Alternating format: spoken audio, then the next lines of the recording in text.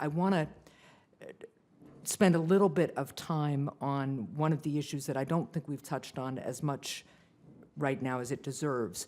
In your book, you chronicle the so-called Porter and Jick letter, which was Yes. a 1980 letter to the editor of the New England Journal of Medicine that was completely misinterpreted and used by prescription opioid makers to claim that their products are, quote, virtually non-addictive. Yeah. Doctors also wrongly relied on the letter as scientific evidence that addiction is rare when using opioids.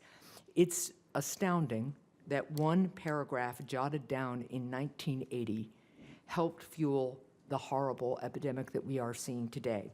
Your book outlines how drug companies have played a big role here and how some of them have misled patients, providers, and public officials about the addictive nature of their products. Can you give us a brief overview of the role of the pharmaceutical industry in creating the misconceptions about the Porter and Jick letter? Brief? You got a minute and 45 seconds. A minute and 45 seconds. Well, I think the evidence shows it was pivotal in all this. This starts really with pain specialists believing that we were poorly treating pain. Yeah. And we were. Yeah. We were. We were. This is a story of a lot of people doing what they thought was the right thing, but doing too much of it maybe, or it turned out badly.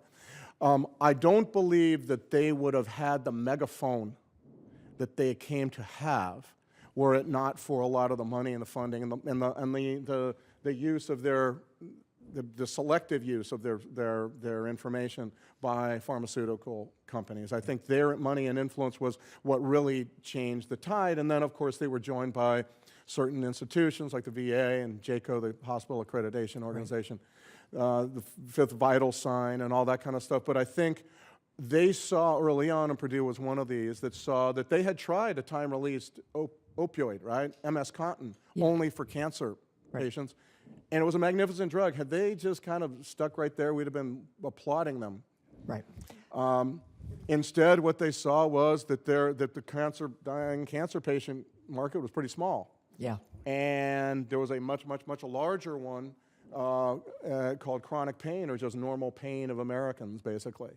And they got on board. This was also, by the way, an important part of all this is that these years were the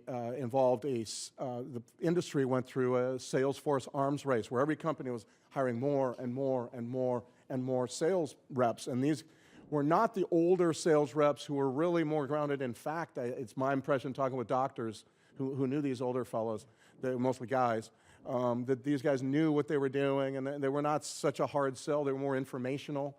And then you hire a bunch of young folks, a lot of very good-looking young folks, to inundate, and so our pharmaceutical reps went from something like 35,000 to over 100,000 in about a 5-year period. All of that also is part of this story. And I have to say this, though. This is a complicated tale, and I wanted to not blink at the complications. I believe also we as Americans play a huge role in all this. Our desire to have quick end to pain, to not be accountable for our own wellness. I think that is fair. I am over time, and I see that. I thank you for this. I also just won't have a time for second round of questions, but I will say that in my state, the need for funding to support the grassroots efforts like our Safe Station programs and some of the things our law enforcement is doing and treatment is critical, and I would look forward to talking with you more about that. Thank you, Mr. Chair. Thank you. Thank you.